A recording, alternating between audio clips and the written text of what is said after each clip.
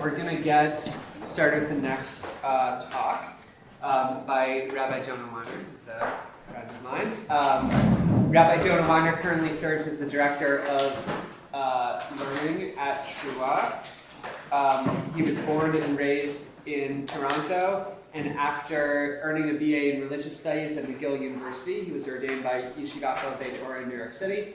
While there, he worked as Rabbinic Intern at NYU's Bronfman Center in the Kehillah of Riverdale. After ordination, he spent 3 years working at Hillels, most recently as senior Jewish educator and Orthodox rabbi at Brown RISD Hillel. And Jonah lives in Providence, Rhode Island, with his wife, Rabbi Emily, who serves as a rabbi of the congregation Beth Sholom. Their daughters, Selah and Emunah, and dog, Barley. Jesse, is the recording? We're going to start recording, and then... Great. Thank you for the introduction.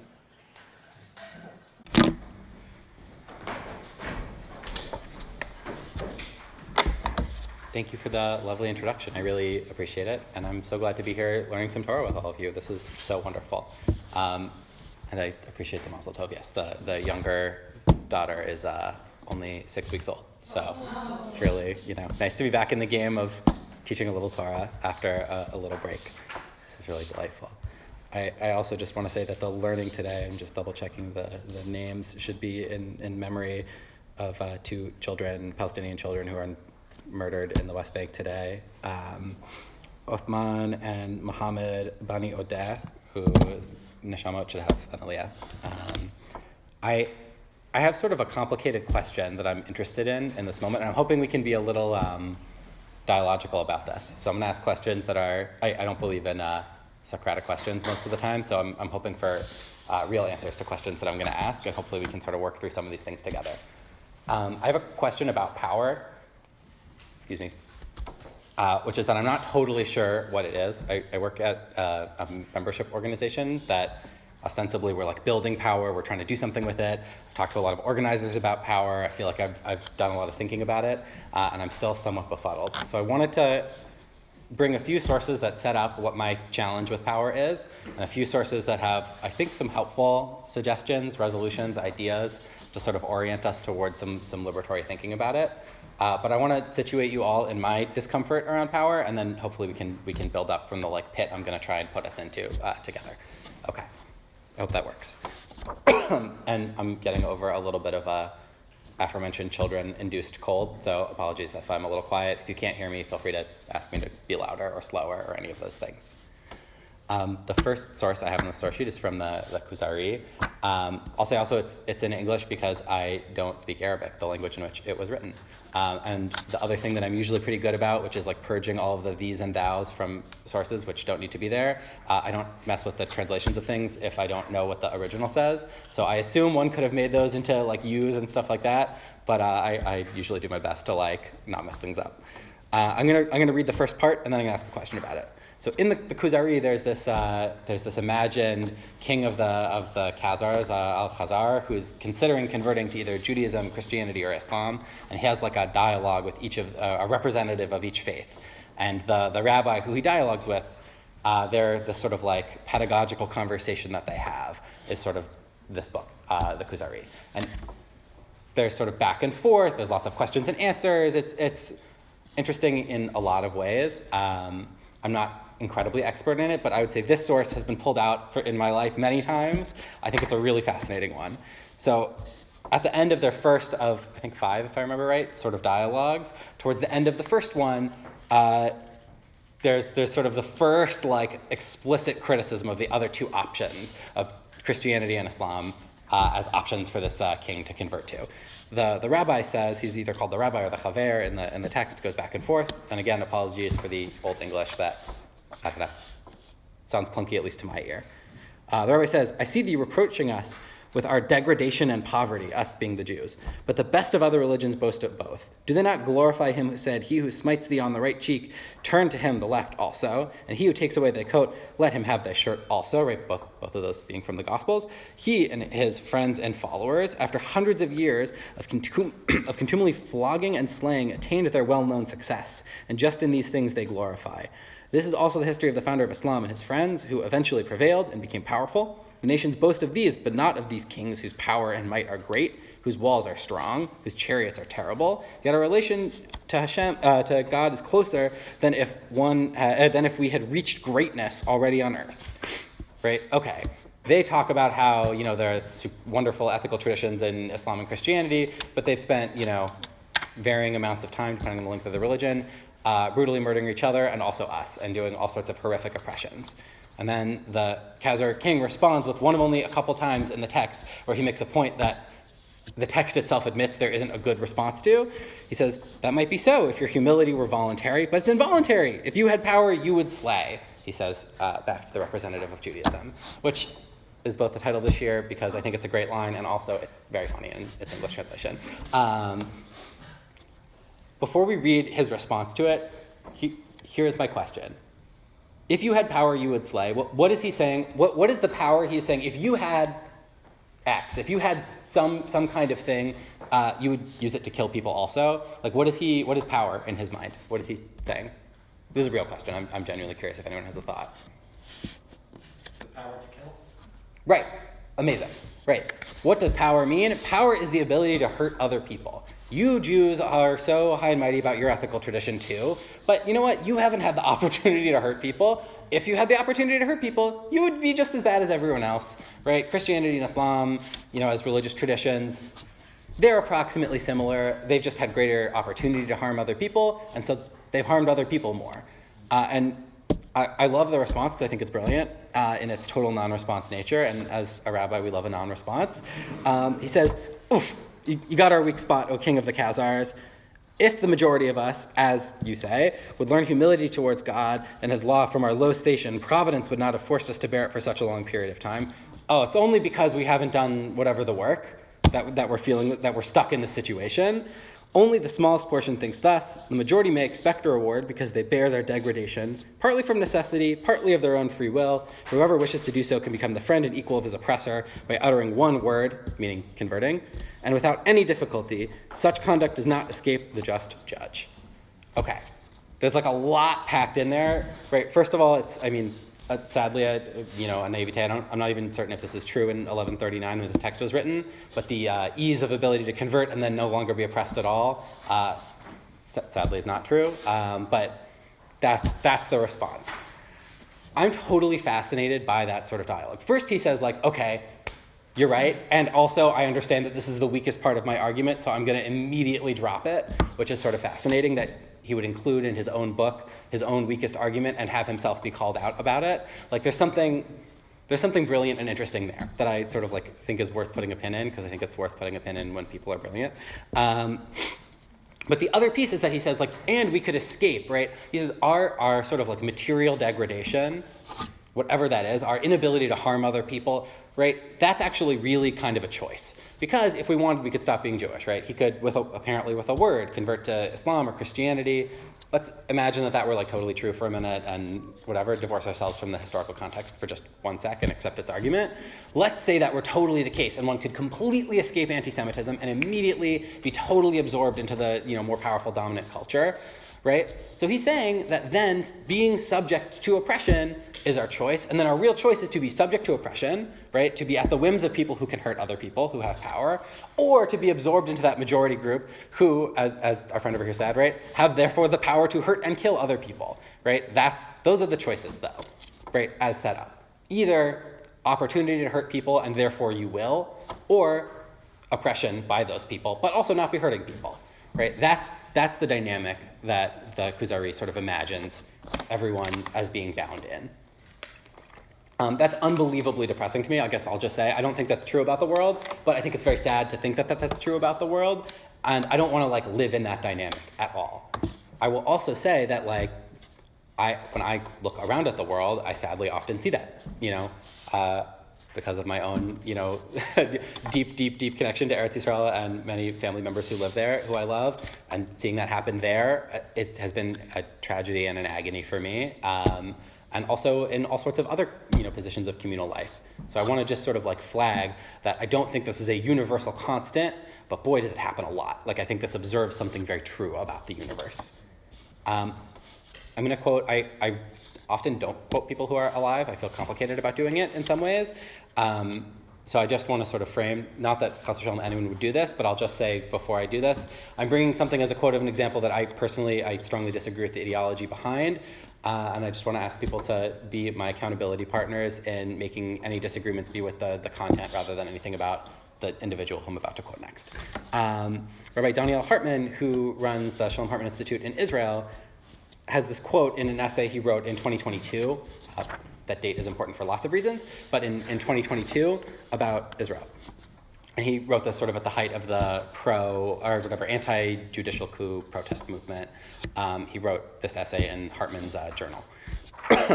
As an Israeli, I appreciate the gifts that Israel's power has afforded my people and me. As a Zionist, I value power and embrace it. I recognize that power is a means, a necessary one, but not an end in itself. It is also one of the central answers to the question of why Israel is important in my life and what I believe it contributes to the Jewish people. By granting the Jewish people access to power, Israel has made it possible for us to shape our future.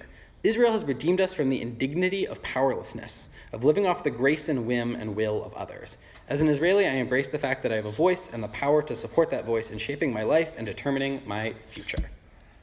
So I want to ask the same question I asked. What is he saying that power is? Like, what's power here? Yeah. Well, the cynical answer is the exact same thing. Can you say a little bit more? The power to hurt people. Okay, yeah. Where do you see it in here? The military power of the state. Yeah. Can you tell me where you see that in the story? Like, can you draw it out for me a tiny bit more? Yeah. Because I think it's a really good answer, and I want you to say it. Just from the indignity of powerlessness, living off the grace and will of others. What's the nafkamina between Israel and anything else? Go. Right. Thank you. Yes, exactly. Right. The ability. Right. There's a piece of this that the situation of indignity is not being able to harm other people and therefore being subject to potential harm from others. Right. The terrible suffering that we've had throughout our history, and the redemption from that indignity is the ability to protect ourselves from that harm and therefore also to impose that harm on other people. Right. That's power. Yeah. Well, I mean, nafkamina also includes a heavy role. Like, I have the biggest role in government and political power and political authority and like majority power.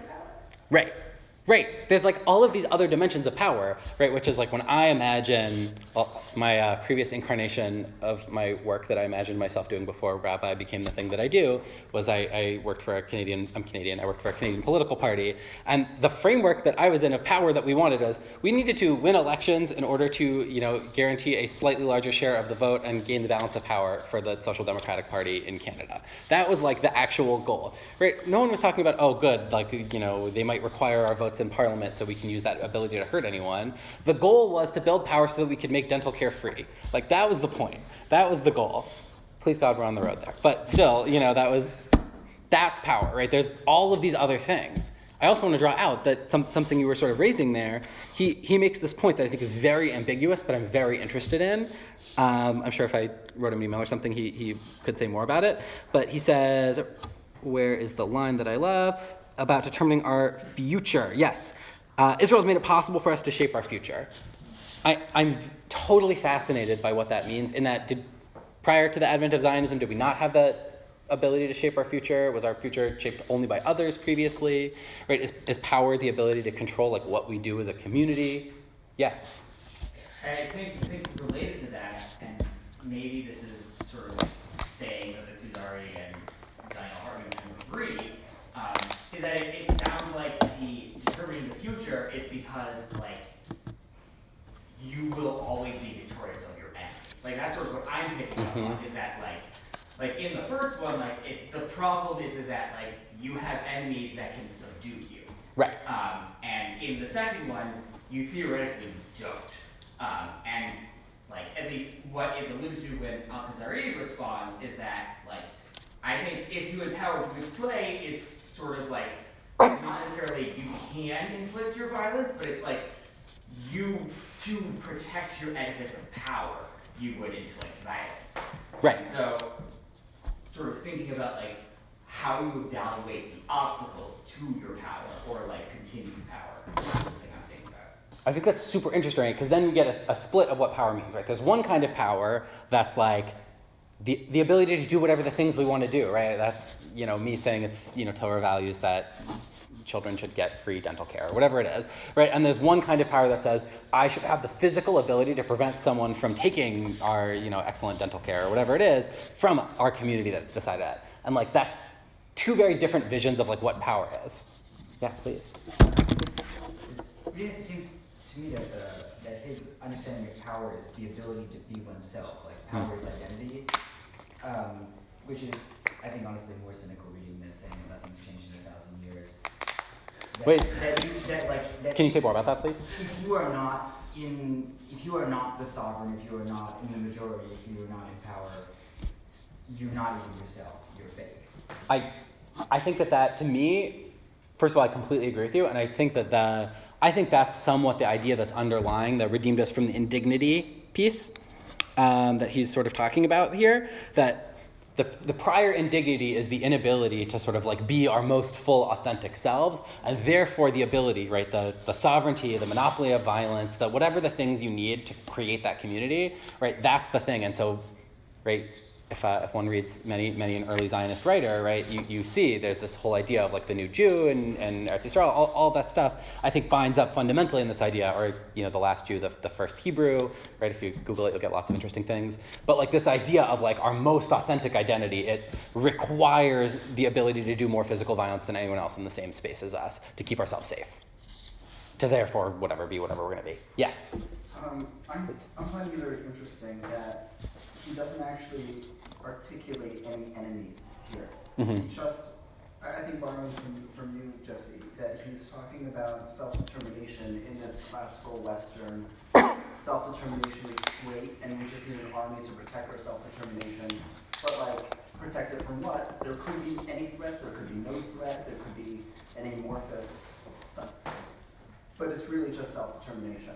Right. In that classical liberal tradition. And it's this really, that's a great point. And it's a really specific image of what, exactly to what you're saying. Tell me if I'm not mirroring you accurately, but it's a very specific vision of what self-determination is, right? Like when I imagine sort of like the full spectrum of ways in which people can be, self-determining, in which people can sort of like express their full identities and selves and communities. Like having a state built around that identity is one of the ways, right? It's a very popular mode in our world today. But I'm not so like intellectually bankrupt that I'm like, and there are no other ways, right? You could imagine all sorts of ways for someone to express, their community. We could think of all sorts of things, right? Maybe they're better, maybe they're worse. Like they have other trade-offs. But I don't know. I think I could think of a few that are different than that. Maybe they also require, military power, but maybe they don't. Yeah, I think there's something that's a little bit different from just the ability to enact violence on others, because, I think, like, if you look at the Purim story, that is the time when Jews are allowed to enact violence, but I think Hartman would still say they were still living off the grace of the ruler. Right. That the dignity of powerlessness is like having to appeal to some sort of, it might be different in a democracy, but traditionally in Jewish history, like having some sort of sovereign who you can exercise power through, but first you have to like declare your fealty to them. Right. I feel like the piece of the Purim story that I'll say it jumped out to me most this year, even in my new parent sleep, lack of sleep addled brain, was the sort of like state-sanctioned nature, like whatever, of the violence at the end of the Megillah read to me more than ever as sort of like a state-sanctioned paramilitary kind of a thing than it ever has before. There's this sort of like horrifying thing where it's like, oh yes, you're allowed to organize yourselves into a military organization that will defeat these anti-Semitic, whatever enemies. It just, that piece hit me quite differently this year. The fact that there's like royal assent for that specifically. And whatever, you could read that all sorts of ways, right? Maybe that's a critique of it, maybe it's not. There's all sorts of interesting things to say about the Megillah, but right? Totally, that they're still being channeled there. So maybe the redemption from that particular indignity, right? Why don't we say Hallel and Purim somewhat famously, because we're still under the dominion of Achashverosh at the end of the story, right? The happy resolution is we don't get murdered, which is, that's great, but we also weren't being murdered at the beginning of the story. So, we've come back full circle. It's not really like a redemption in some ways. Yeah, please. I it seems like both of these sources, in addition to the source are framing power not as a new idea, but as sort of flipping as the game had been one side where you were the ones being oppressed, and now you have to be the oppressor, but it's still believing this idea of power as a zero-sum game where someone has to lose in order for someone else to win, which I would like to think is not the only way that we can exist, but it seems like both of them are in on that. I'm so happy you said that. That is like, if I could distill down the thing I want to talk about that like interests me the most, is like, yes. My big fear about power is that we often are trapped in a dynamic where it's zero sum, someone has to lose. I'm thinking about how much I want to say this, knowing that this is recorded, but that's okay. I think I feel totally comfortable saying this. As a former Hillel rabbi, and all the Hillels I worked at are wonderful, and I love collegiate Jews. They're amazing, and they do all sorts of wonderful things. And every caveat I could possibly give about that, I'll say something that is really difficult is that there's like a sort of in the context in which I have worked, there's a sort of like hegemonic imposition on what the limits of political discourse are allowed to be, right? And there's like real pressure to not stray outside of those. And I had a really wonderful conversation with a student a few years ago who, they said to me, and whatever, everyone is entitled to sort of like think through their fantasies of the left attaining power and what we would do if we could do, everything. But they were sort of like, could you imagine a universe in which there was a Hillel where, Zionist students were treated the way anti-Zionist students are treated? Could you imagine if the sort of political power was completely flipped? They were like, no, it's inconceivable to me. We would be like amazing pluralists about it. We would like have such a wide. I was like, what are you talking about? That's it. Right. I was very beautiful. The student had really wonderful values, and I appreciate them deeply. And they're going to be a great leader in the Jewish people. And of course, I could picture a different set of viewpoints being thrust upon people. Right. In Boston specifically, I'm thinking about that fascinating study of the Boston Jewish community, looking at sort of political attitudes, among other things, that sort of showed the relationship to Zionism shaking out in all sorts of ways here. And a question I have about the future, as it feels like the landscape is shifting, and please God, there's more room and than ever to have like ethically serious conversations in the Jewish community. I'm hopeful about what can be done with power, and I'm really, really afraid of what it will be. I think we've seen what sort of a total absence of like real commitment to pluralism on some of these things looks like, and I don't like it. I really, really don't like it. So I'm trying to figure out what can be a liberatory alternative to we have power and therefore we oppress other people, or other people have power, therefore they oppress us. That's like my big stress. Lest you think that this is in any way a new concern, I brought, this is 1.5 more sources before we start to get to some liberatory solutions. I love this Gemara because it's totally shocking. It's wonderful and horrifying.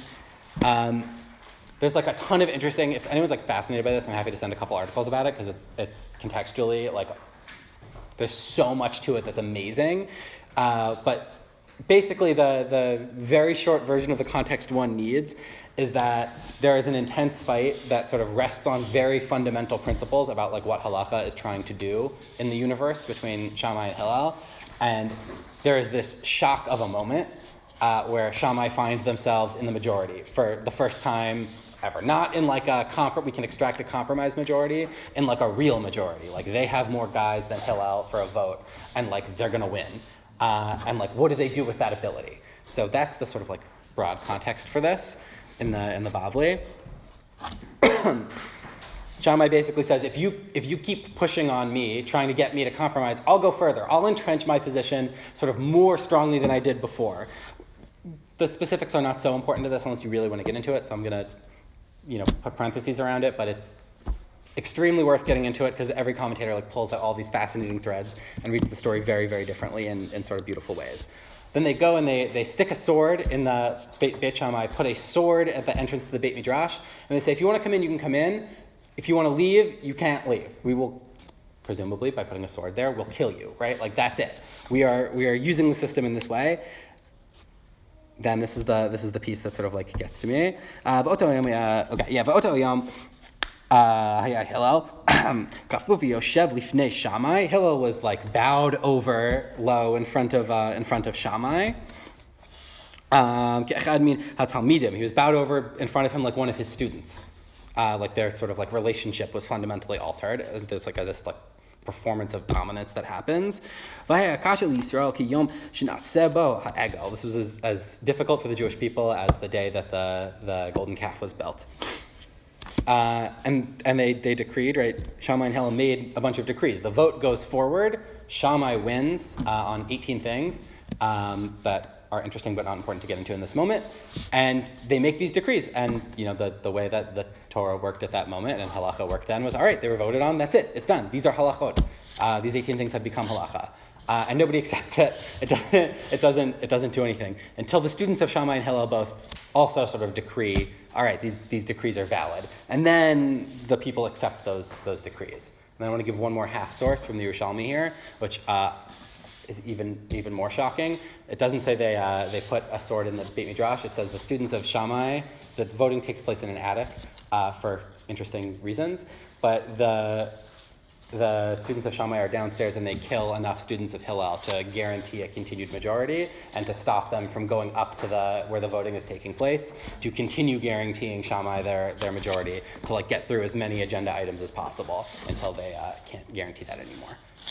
So whatever, this is like a horrifying and shocking story in a lot of ways.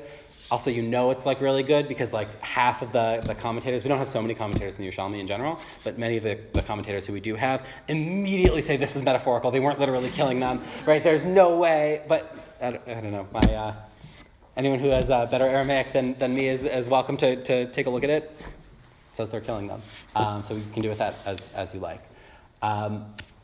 What sort of pulls at me about this is, right, when we think about power, right? What have Shammai done here? They have discovered they are in power for the first time. What kind of power are they in? Voting majority power, right? There's a legitimate process for the way halachot are decided, and they won for once. They've been totally excluded from the system, maybe occasionally, right? On a few halachot, we put the mezuzah at an angle for them, right? They get these like tiny little crumbs of concession, and for once they get actual power, right? And they're like, great, we're gonna wield our power, right? And the wielding of that power is not only a disaster, but then they're like, we need to hold on to the power that we've now grasped for about 1 second. And it's either a sort of implied, right, the sword in the entrance to the Beit Midrash of threat of violence, at least that's how the Agada reads to me, or in the Yerushalmi's version, actual, literal, like using violence to continue that they control the system. And then what's sort of the most radical is that the system totally breaks. People say, oh, well, these halachot are not legitimate. You use power to, you use violence to guarantee, maybe, for whatever reason, this doesn't read as legitimate to the Jewish people. They don't accept these halachot until people come along and say, no, we have to maintain the system, right? The students of both sides agree to these rules continuing to be real halachot, and they're passed down. This is sort of my like nightmare scenario of power in some ways, right? That this like horrific abuse gets like of the system, then gets somehow like normalized back into it as, oh, this was an extraordinary thing, this happened one time, we're gonna like keep going, right? This could be okay. Parenthetically, right, when I think about some of my big fears for America's future, right, the like horrific violence and abuses of this moment being some way normalized, right, saying, oh, actually these things were legitimate, we're not going to prosecute the people who did, whatever horrific thing, right, that I have tremendous fear of that as an outcome. And I think the story in some ways points to it, right, this continuity of the system. I'm an Orthodox Jew and an Orthodox rabbi. To me, the continuity of the system is very important. I care tremendously that the students of Hillel and Shammai accepted these halachot, and I'm totally terrified about what it says about how things work. I'm very grateful we don't vote on halacha anymore for a lot of reasons, but this is one of them. I want to offer some non-depressing sources. I want to move to things that suggest some alternatives. I'll also say that I don't have real solutions, right? I have like what I read as like sweet and fluffy in some ways solutions, but I think they sort of point us towards some sort of like ideological alternatives. I know it can feel absurd, and as it occasionally does to me, to sort of speculate about the like what should we do with power, what should power mean, what are we actually like aspiring to when we do the kind of organizing that we do? Like, what are we hoping for? It can feel somewhat silly to have that conversation when we are so removed from power in lots of ways. It feels really important to me. It feels really, really important to me to like come in with a strong vision and like deeply rooted values so that we can do the right things. I totally believe that there is, over some horizon, the ability to enact like a really beautiful and just vision for the Jewish future, and please God, the world's future as well. And like, I think we actually need to be ready for that in a serious way for us to be able to do it. So I'll say that that's like the thing that's motivating this, is like an actual material consideration about like what should the world look like and what should it look like when any of the people in this room or folks who share our values are able to like shape the world, whether, you know, in the smallest ways or in huge ways. I have someone, I think my next source is from someone who's become somewhat celeb recently, in a very small way, Rav Aaron Shmuel Tamaris, because many of his works were recently translated, somewhat recently. In my mind, it's recent. Maybe it was like 6 or 7 years ago. The book in English, if this strikes you, is I think called A Passionate Pacifist, I want to say. Yes, I'm getting a nod from Abigail. That collects a bunch of his major writings. Also, Blima Books in Israel has put out a few of his collections of writings, which is how I first encountered him, and he's wonderful. He's a post-World War I Polish-Ukrainian border region writer who is a brilliant political thinker and wonderful rabbi, and just has amazing things to say, and says them with so much more chutzpah than I have ever heard anyone. It's amazing. It's great. I also have to apologize very quickly for one thing, which is that for the first time in my life, I used like an OCR reader to take text from like my tiny book into like an actual source sheet. And I noticed like 2 different typos on the train here. So I'll just say apologies for any typos in this. You know, I'm learning technologies.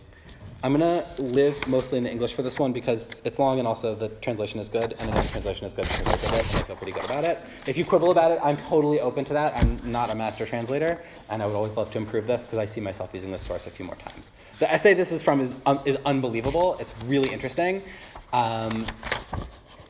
It's extremely good. The essay is called Knesset Yisrael v'Milchumot HaGoyim, the community of the Jewish people and the wars of the non-Jews.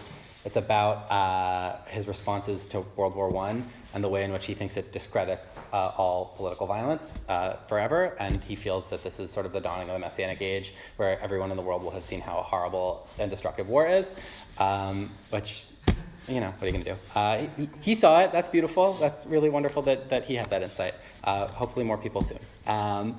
He's talking about like what's the situation and the role of Jewish people in the world, especially in this world, right? He had a complicated and interesting relationship with Zionism, but he's sort of trying to figure out like what are we supposed to do as Jewish people who are situated in this. And he says, for the time being, indeed, we're reviled in the mouths of all the nations because of the example and the sign that we present. They call us by the name accursed Jew, wandering Jew, right? All these, you know, very common epithets for Jewish people, more common in the past. And he goes, but we don't resent it. There's nothing wrong with being, you know, Yudim Aror, right? Being accursed Jews. He says, for so long as the nations have not been illuminated from on high by the pure spirit for which we hope, they're justified in reviling us and calling us by the name accursed. For from their point of view, we are accursed. We lack many kinds of blessings. Accursed from the lack of the blessing, by your sword shall you live. For lots of reasons, I think it's particularly incredible that that's his example of the worst possible blessing for a person to get, that Esau gets. And accursed in that we have no altars of our own on which to offer our own sacrifices and after perform over them. I don't know what penichidot are. He helpfully translates for us, or at least in my edition it does, that it's memorial prayers for the dead. And recite over them brachot, like they should rest in peace. And he quotes Isaiah about it. Right? Non-Jews are totally right to curse us. We don't have the amazing blessings they have, like the ability to kill people, right, or the ability to offer animal sacrifices. He's like, yeah, great. You know, that's only a curse from this external perspective, right, that doesn't see some kind of enlightenment in our lack of ability to kill people. From their perspective, the nations are justified in reviling us, and this they don't harm us in the least, for their, sadly, you know, for their reviling is, on the contrary, a good sign and a favorable confirmation of our essence. If those who wage wars and generate corruption call us accursed, it's a sign that we are the seed of whom the Lord has blessed. Right? That our inability to harm people is a huge blessing. Right? If we could hurt people, we probably would. And that would be terrible. Our real blessing is our inability to actually, or our, you know, lack of choosing perhaps to kill other people. That's the real blessing. And he says, and they'll continue to revile us for so long as they remain on their present level, until they realize killing people is terrible. First of all, now he turns to like, what are we supposed to do then? First of all, we must be learners, is even more beautiful in the Hebrew, and when we become learners with intention and with vigorous diligence, then we'll be able to become teachers without intending it, without even being aware of it, which first of all I think is like a very beautiful mission statement in general, of not trying to sort of paternalistically teach people things, but trying to be a good example of a human being in the world, trying to be thoughtful, trying to learn, trying to grow. Something very like lovely about that's what he thinks, being an Or LaGoyim is, to being a light into the nations, is to like work on yourself forever, and hopefully that influences other people to do the same. He says, thus, in striving to preserve the existence of our nation and its distinctive culture, we thereby render the most beneficial service to the world at large by presenting before it a model nation that embodies the doctrine of the firstborn right of the human being to his holding and his inheritance. By which he means, in some way, like powerlessness and Torah. Powerlessness in one sense of what power is.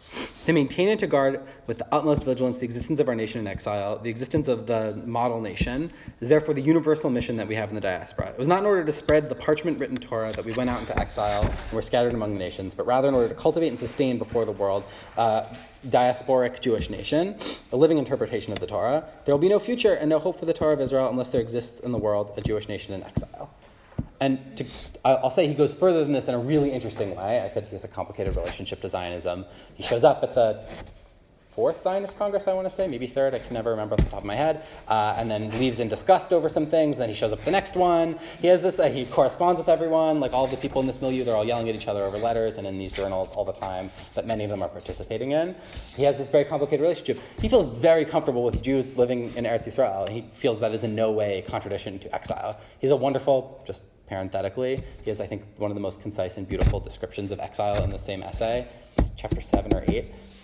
It's fabulous. He talks through what he thinks it means to be in Galus in a way that I find very powerful.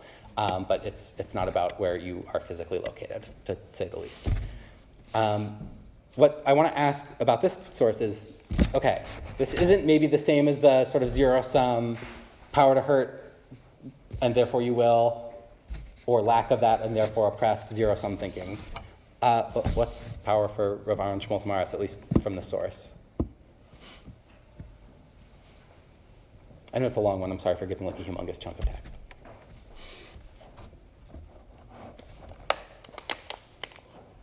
Please. It seems like if he wants us to hold like in our minds this like perspective that we don't have power, that we're in exile and subject to the powers, even if we're in a state of having power, we should still remember what it's like to not have power, and the implication is then not use that power against others.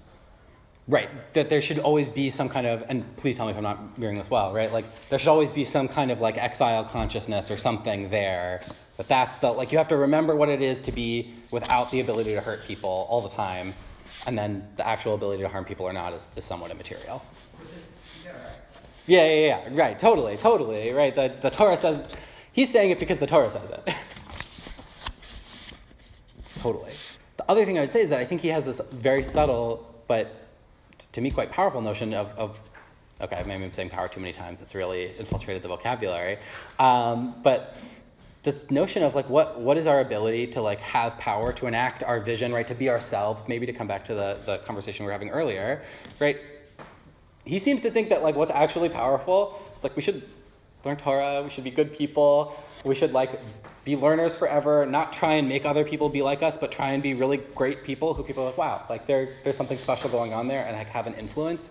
I don't know, when I think about the things that have shaped me personally, like just to put my own cards on the table, like it's often seeing the incredible power of teachers of mine and Rebbeim who have like incredible humility or incredible wisdom, incredible values, things like that. Like there are lessons and pieces of Torah I have learned from Rebbeim over decades that I remember exactly how they said it in exactly the context because it made a real impact on me. And I don't know that they were trying to be so overtly pedagogical in every second. I just think they were great examples. And like, that's humongous power. That's a tremendous, I don't know. I can't be the only one who left those shiurim and felt moved in like a real way to be like, I should think about this differently. I should think about how I am in the world, like in a different way. And I think he's sort of saying like, there is a kind of power that is not about forcing anyone to do anything, but is about being who you are in the sort of like most profound sense and sort of being in that journey. So I think that's one potential out from this sort of trap of zero-sum notion of power. I'm going to offer another one, which I also love. It's from Avram Yehuda Chaim. I will give the caveat, which is that I'm in no way an expert in Chabad Hasidus, and Rav Chaim actually totally is, and I am not. Other Hasiduses I know much better, but Chabad has always been very difficult for me, and I've bounced off a few times. So I'll say that if there's a piece I'm missing of context, it's probably something related to that. If anyone here is and reads this and knows way more about it, I would delight in being enlightened about this. He is a sort of fascinating figure. He had a pulpit shul in Paris where he met the Lubavitcher Rebbe when the Rebbe was starting to become an electrician in France. So he had this whole thing. He's actually, I think, the first, if I know my history right, I think he's the first, maybe the second Chabad rabbi with a pulpit to call for the last Lubavitcher Rebbe to become the Rebbe after his predecessor died. So there's all these interesting things. They corresponded for years. The thing I would say is like notable for is being very, very, very outspoken pacifist and feeling that like that is the basic foundation of the Jewish tradition. He wrote this book that is available online. That's a sort of collection of all of his writings called the Malchut HaYahadut, in the Kingdom of Judaism. It's great. It's very weirdly organized. He wrote about extremely eclectic topics, and in essays you would maybe never think had anything to do with any of these things, he has these incredible lines that are gorgeous. So in this essay where he's defending Nachum Mendel Beilis, who was a Russian Jew who was there was like a blood libel against him. It created this whole controversy in Tsarist Russia that led to all sorts of horrific oppression of the Jews. Actually, he dedicates the essay to the non-Jewish defense lawyer in the case who defended Nachum Mendel Beilis. It's very sweet. I don't think I've ever seen a halachic essay before recent modernity dedicated to someone non-Jewish, which I thought was very interesting. So he has this whole thing about sort of the blood libel and how horrible and wrong it is. And then as part of that discussion about how awful and how abhorrent to Judaism it is to kill people, he gives this passage. He quotes the somewhat famous. כתבו חברותם ליתם וחברתם מזרעות לא יישא גוי על גוי חרב ולא ילמדו עוד מלחמה, right? They're gonna beat their swords into plowshares and the spears into pruning hooks, right? And nation won't lift up sword against nation, and they won't learn war anymore, right? From Isaiah and Micah. He quotes these beautiful lines we've heard a bunch of times. Now this is his reflection on that, and I think it's important. The date here also is very important because he's saying this in 1917, right? So there's all sorts of difficulty and intercommunal violence going on around sort of the British colonial project in the Middle East, especially around Jewish and Palestinian relationships going on there. So there's a lot happening there at the moment, but there's obviously no state yet. So when he says Israel here, he means the Jewish people, and he has this incredible line. Look what. היהודי ולא ניצחון לאומי ולא דגל ישראל מונף בכל נמלים כי אם ביטל עצם תופת ניצחון. I'm just noticing my periods ended up on the wrong side there. That's okay. He says that, right, it's not the honor of the Jewish nation of the Jewish weapons, or it's not some kind of national victory. It's not the flag of Israel, the flag of the Jewish people raised in every port in the world, but the abolition of the concept of victory. He's saying this is Isaiah's vision. Right? Isaiah doesn't say, and then the Jews will take over the earth or something like that. That's not our messianic prophecy. It's the abolition of this concept of victory at all. Bittul Tarat HaMilchama Yilamdu, right? There will be a sort of complete, dissolution of the concept, right? The use of the word Torah here actually I think is very interesting. It's you could have said this in other ways, but whatever the sort of instruction of war, the teaching of war at all, as a concept that exists in the universe, right? That's what's going to happen, right? Bittul Atzam Kliyazin Nafsha Shel Yadut, right? This is the fundamental longing of Judaism is the abolition of the weapon itself. It's not that we shouldn't have weapons and other people shouldn't have weapons. It's this should be an unthinkable concept to us, right? he quotes again, right? And they shall no longer teach each man his neighbor, each man his brother, saying, know the Lord, for all of them shall know me, from the smallest to the greatest of them. And neither shall they harm or destroy, for the earth shall be full of knowledge of God as the waters cover the sea. It's a great pasuk. And he says, this is where I think he gets sort of even more radical, right? It's not just the advantage of like one person over another, that one person's going to be stronger than somebody else, but the basic notion of that advantage at all, right, is the cause of violence. Even spiritual advantage, right? Because the great and the small will both know Hashem the same. There'll be some kind of like equanimity with regard to like Torah knowledge. Everyone will have this like divine, intimate knowledge of Hashem, and there won't be any great and small. There won't be any weak and mighty, right? The whole dynamic will go, not in the material and not in the spiritual. That's what he thinks the goal of Judaism is. The like total abolition of, this is the thing that I have to say, I thought about it a lot during, if anyone has been in Israel the last few years, I was there, with a group of students a year and a half ago, and you see the Yeshivat Chovevei everywhere. It's right, victory together sort of was on every possible imaginable surface, and I often thought about this quote from Rav Chaim about the goal being the sort of abolition of victory, because victory implies that there's a battle and there's a war, right? And the point isn't to win from his perspective. The point is to not be fighting. The point is to have some kind of like resolution of that. So I want to offer that as a second sort of possible out from this dynamic, which is like trying to find a way in which we can exist where the dynamic is not one group with power and the power to oppress, one group who does not have that power and is oppressed, or whatever the 1,000 very complicated manifestations of that, but rather the notion that any group is doing oppressing or is being oppressed, right? We need to think in the longest possible term sense about what it means to abolish that fundamental dynamic. For him, it's messianic. I think it's very hard to imagine it not being messianic. And I think it's good, I think there's something beautiful about having a messianic goal that we actually feel good about, of what are we trying to do here? What's the point of all of this? I want to end with the last source, and then hopefully we can have a little bit of conversation about it. This is from Mori Rabbi, the Me'er Shiloach. I cannot extol his virtues enough. He's the Ishbitzer Rebbe. He's a Leidish Hasidic master in Ukraine.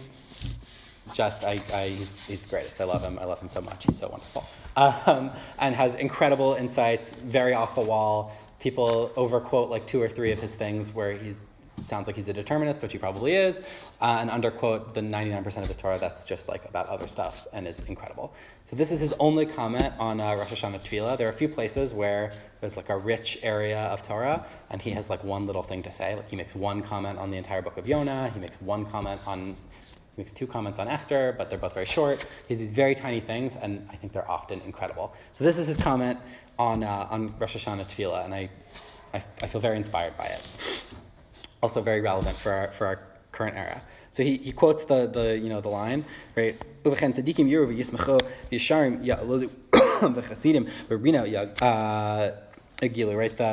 The righteous will see and rejoice, and the upright will exult, and the pious will jubilate in song. You can say I didn't translate it myself because I would never have used the word jubilate.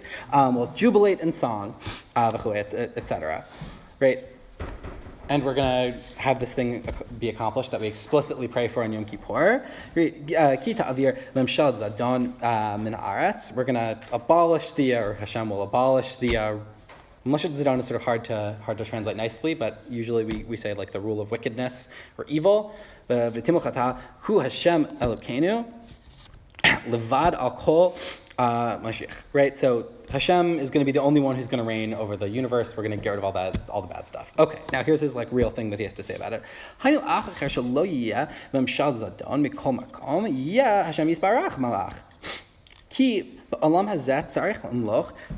This actually goes directly to what Rav Clapper was saying earlier.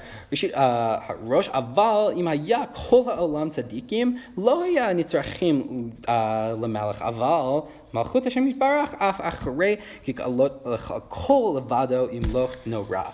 Right? He says, right now, right? It's not just even after the sort of rule of wickedness is abolished and there's no more sort of evil governing institutions. However one wants to think of those things, both the wickedness in one's own heart and also the wickedness in the world.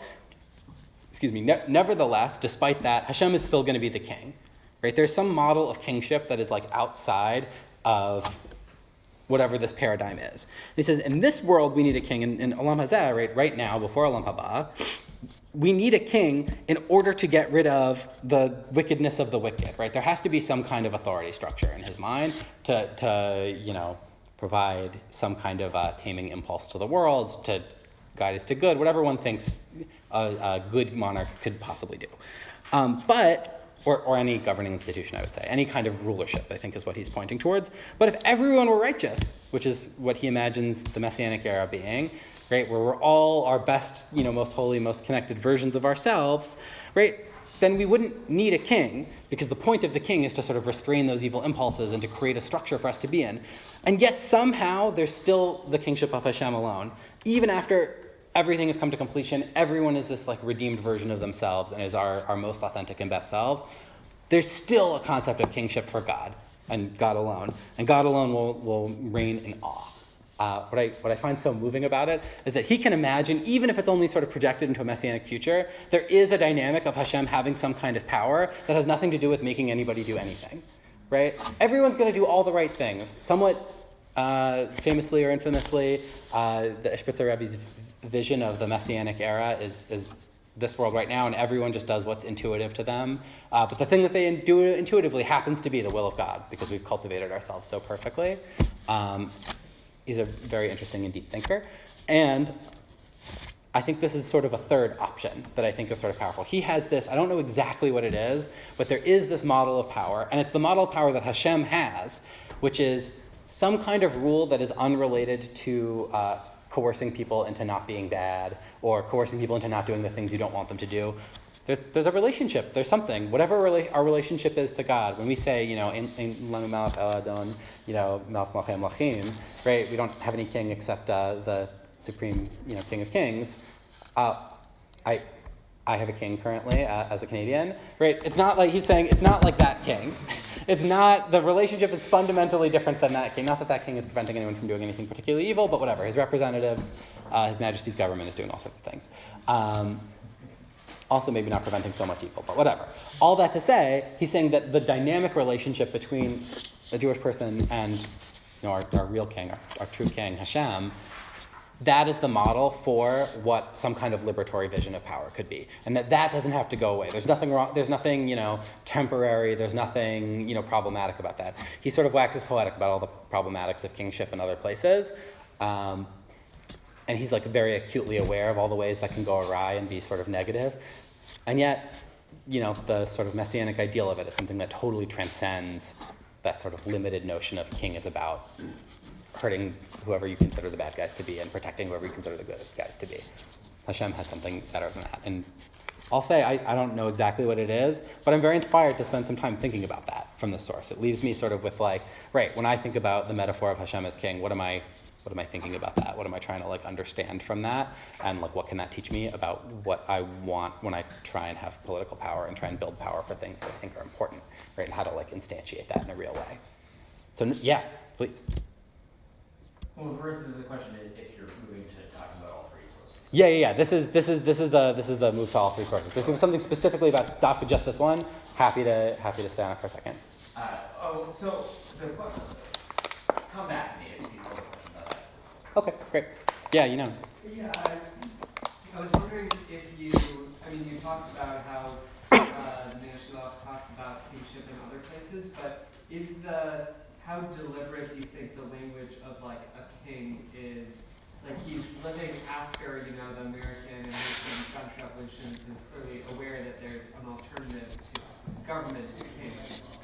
So is he using this deliberately, or do you think he's just using king as a metonym for government? I think he's using king as a metonym for government, and I think that because a big thing in his thought, and then his the following Rebbes after him in his dynasty, who are the Radziner Rebbes, really developed this way more. But he basically, his model for thinking about Jewishness is he thinks there's a Yosef and Yehuda, as the two types that one can be in the universe of Joseph and Judah. And Judah is sort of the monarchical, sort of kingly, sort of powerful impulse in some ways, and Joseph as sort of like a extra legal, prophetic, sort of weird other structure. It's very interesting. He has like a lot to say about it, but he uses the like language of king a lot to talk about. Like he uses the language of sort of kingship when he's talking about halacha also. So to me, I think he means sort of like, one is much more dynamic and fluid and therefore more dangerous to him in his mind, but also contains the seeds of lots of wonderful possibility.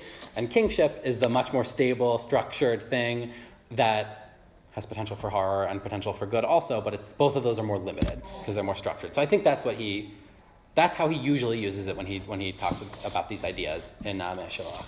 But I could totally be wrong. I'm also important to stay open to that possibility. Okay, to like move to a broader discussion with my remaining. Oh my God, 1 minute. Oh no, I thought I had more time to talk. I'm sorry. I'm gonna take the same prerogative as Rabbi Clapper, even though my Torah is small by comparison to his. And I'll say like if people want to have one or two questions, I would love to do that. And I'll just conclude by saying, first of all, thank you, and second of all, I hope we continue to do productive thinking about when we, please God, have more power. What is the power that we want, and how are we going to use it, and how are we going to sort of be transformative with it? How can we get out of this like crappy dynamic of cyclical violence against one another, and instead transcend that to something better? I hope. I think there's some possibilities, and hopefully some of these sources sort of like pushed a little bit. Do people have questions or things they want to talk about in this way around any of this stuff? Yeah, please. In your conception of power, Yeah. or in the Kuzari and everyone else you brought, in your description of power as necessarily actualized potential, where's there room for the concept of law generally or halacha specifically as restraint in terms of like, you should not oppress the stranger, you can oppress the stranger, and that's why you shouldn't, but you have the power to oppress the stranger, but don't. That's great.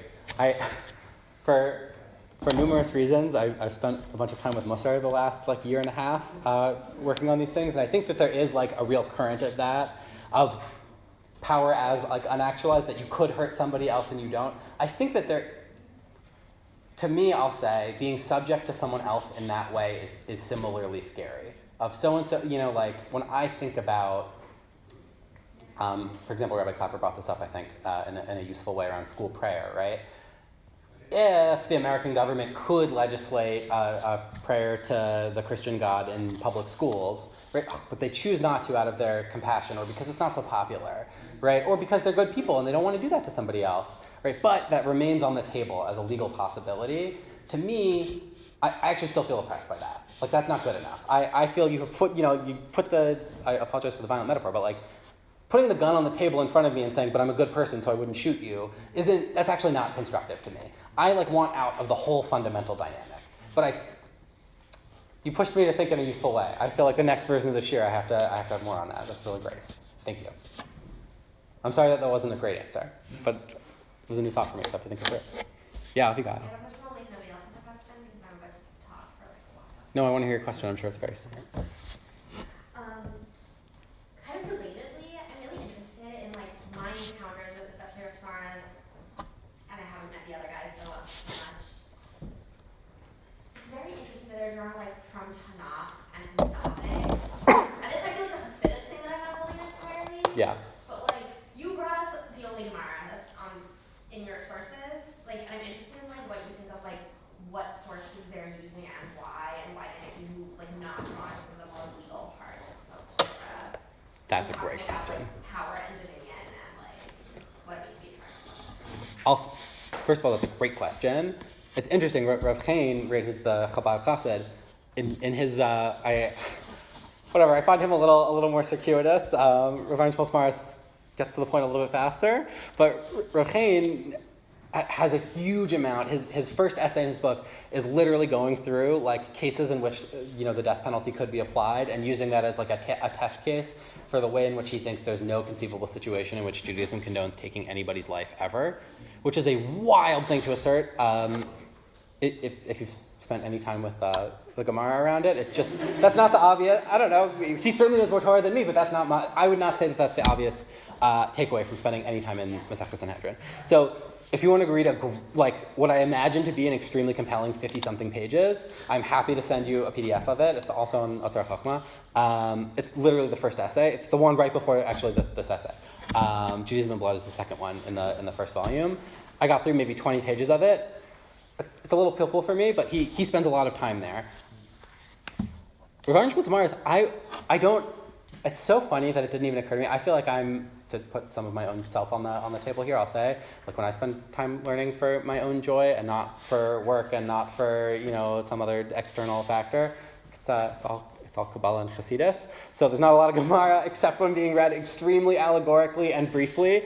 So it's so funny that I don't feel like I even noticed it in Ron Shmuel Tamaris.